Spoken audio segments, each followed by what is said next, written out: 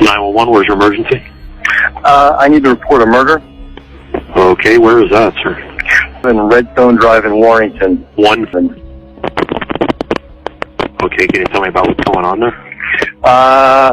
Mother and son, bludgeoned to death. And you just found that? Yes. Okay, who are you? I'm the husband. Did you do it? Yes, I did. What's your name, sir? Chris. Last name? Moyer. M-O-Y-E-R? Correct.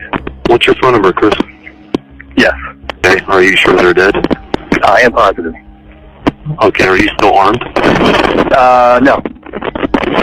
Okay, I'll get somebody right out there for you, Chris. Thank you. You're welcome. This video is for educational purposes only.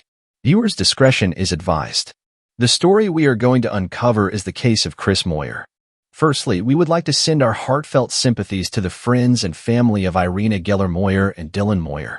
Christopher Moyer calmly reported the murders of his wife Irina and son Dylan, then 7 years old, to 911 on the evening of June 17, 2011. Moyer said, "Yes, I did," in response to the dispatcher's question about if Christopher unalived his family. In addition, Moyer informed the 911 operator that he was positive his son and wife had passed away. Christopher thanked the operator and hung up. Murderers are rarely so composed when they report their crimes. Thus, Moyer's composure contributed to the strange aspect of the conversation with the dispatcher.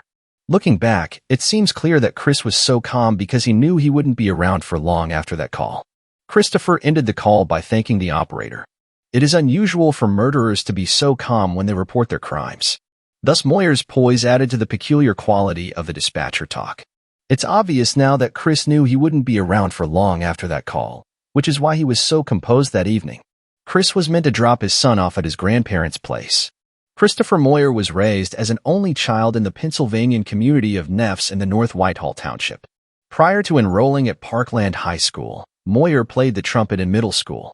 Moyer attended Kutztown University following graduation. Warren Moyer's father reported that he had spoken with Christopher earlier in the day and that he appeared to be in a good mood. Warren said that Chris had spoken of renewing a contract with a client. One of Dylan's teachers told them that she suspected Dylan spent a lot of time with his grandparents. Dylan's artwork often revolved around impressions of him playing with his grandparents. Minutes after the 911 call, the police rushed the Warrington home and surrounded the house. Dylan left a note on the front door containing a list of family members, names and phone numbers for authorities to call. Police tried to contact someone from the inside, not knowing that Christopher wasn't home. Eventually, the police forced their way in by, and the bodies Irene's parents had driven to the home. After failing to reach the lawyers, the parents, Irene's family and her sister-in-law learned about the deaths at the scene.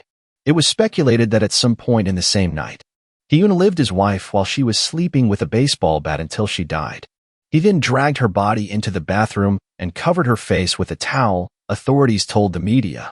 Moyer then walked down the hall to Dylan's room and unalived his son to death. He left the bloodied baseball bat close to his son's body. As there were no signs of a struggle, police assumed that Irina and Dylan were asleep when the attack started. It is unknown when Chris decided to unalive his wife and child. Authorities found Christopher's body on train tracks moments after SEPTA reported that one of their trains had hit somebody. Perhaps he knew the train schedule. He had laid on rails, waiting for death. Chris seemed to love his son, and there had been no sign of domestic violence, the Bucks County Coroner's Office concluded. The Irina and Dylan died due to blunt force trauma to the head. County Coroner Walter Hoffman told the Bucks County Courier-Times that the office declared Chris's death suicide resulting from multiple body trauma. What appeared to be a loving family was gone in a blink of an eye, sadly and in a horrific way. Figuring out the motive for the tragic double murder-suicide was difficult for investigators.